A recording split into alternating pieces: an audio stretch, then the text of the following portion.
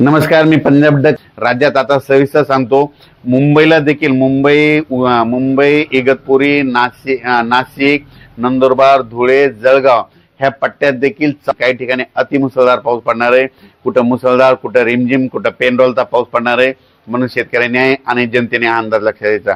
त्याच्यानंतर कोकण पट्टीला देखील संपूर्ण त्या कोकण पट्टीच्या जिल्ह्यामध्ये चांगला जोराचा पाऊस पडणार आहे. म्हणून कोकणातल्या सगळ्या शेतकऱ्यांनी अंदाज लक्षात द्यायचा.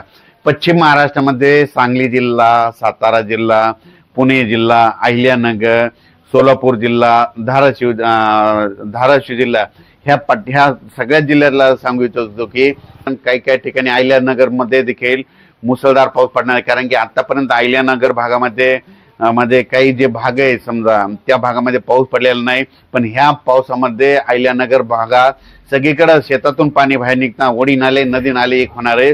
म्हणून अहिल्यानगर जिल्ह्यातल्या सर्व तालुक्यातल्या शेतकऱ्यांनी हा अंदाज लक्षात द्यायचा.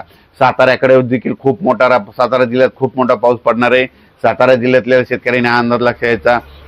विदर्भात अनेक तुम्हाला सांगू इच्छितो की आता उद्यापासून काय होणार आहे, थोडं सूर्यदर्शन होणार आहे. पण स्थानिक वातावरण तयार होऊन काय होणार आहे, रात्रीच्याला दुपारी 4च्या नंतर एकदा पाऊस येणार आहे. म्हणून अमरावती जिल्हा आणि विदर्भातल्या शेतकऱ्यांनी हा अंदाज लक्षात द्यायचा. आणि त्याच्यानंतर राज्यातल्या सर्व शेतकऱ्यांना सांगू इच्छितो की त्याच्यानंतर 19 तारखेपासून राज्यातला पावसाचा जोर कमी होणार आहे. पण जोर कमी जरी झाला तरी राज्यात काय होणार आहे, स्थानिक वातावरण तयार होऊन पाऊस मात्र पडतच राहणार आहे. म्हणून हा अंदाज लक्षात द्यायचा. मग राज्यात आता परत पाऊस कधी येणार आहे, तर नेमक्या शेतकऱ्याचं सोयाबीन काढणं चालू आहे, उडीद काढणं चालू आहे. तर राज्यातल्या शेतकऱ्याला सांगू इच्छितो की म्हणजे सप्टेंबरच्या शेवटच्या आठवड्यात मात्र परत एकदा राज्यात मोठा पाऊस येणार आहे. म्हणून हा अंदाज लक्षात द्यायचा. तो खूप ठिकाणी नाही पडणार, पण काही भागात मात्र ते पाऊस झोडपून काढणार आहे. म्हणजे ते सांगायचं झालं तर 24 सप्टेंबरपासून ते पावसाला सुरुवात होईल. 24 सप्टेंबर नंतर दररोज वेगवेगळ्या भागात पाऊस जाईल. त्याचा आपण व्हिडिओ नंतर देऊ. पण सप्टेंबरच्या शेवटच्या आठवड्यात मात्र परत एकदा पाऊस जोराचा पडणार आहे.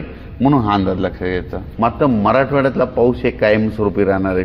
म्हणजे मराठवाड्यात 21 तारखेपर्यंत 21 सप्टेंबरपर्यंत तुम्हाला सांगू इच्छितो कोणत्या जिल्ह्यात आणखीन पाऊस राहणार आहे.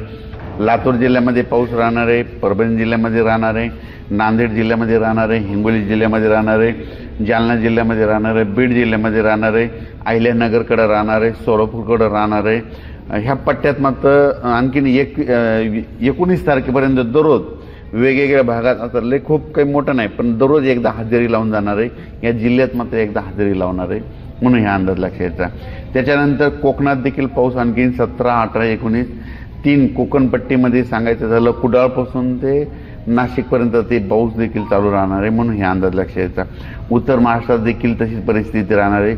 उत्तर महाराष्ट्रात देखील 17, 18, 19 तारखेपर्यंत असाच पाऊस राहील. फक्त थोडंफार उघड होईल पण असा जोर जरा कमी होणार आहे. म्हणून हे लक्षात द्यायचं. त्याच्यानंतर सांगायचं झालं तर जळगाव जिल्हा, बुलढाणा जिल्हा या पट्ट्यामध्ये काय होणार आहे, आणखीन 17, 18 आणखीन 2 दिवस मात्र पाऊस राहणारच आहे. फक्त काय होणार, थोडी उघड भेटणार आहे. म्हणजे एवढं जे पहिला जे जोर होता ते मात्र कमी होणार आहे. आता हे जे परतीचा पाऊस आहे ना, आणखीन हे सप्टेंबरचे आणखीन 10-12 दिवस आणि ऑक्टोबरचे 10 आणखीन 20 दिवस मात्र पावसाचे दिवस राहिलेले. त्याच्यामध्ये तेव्हा जे वंचित भाग आहे त्यांना पडून जाणार आहे आणि परतीचा पाऊस राज्याला झोडपून काढणार आहे. म्हणून अंदाज लक्षात घ्यायचा. धन्यवाद.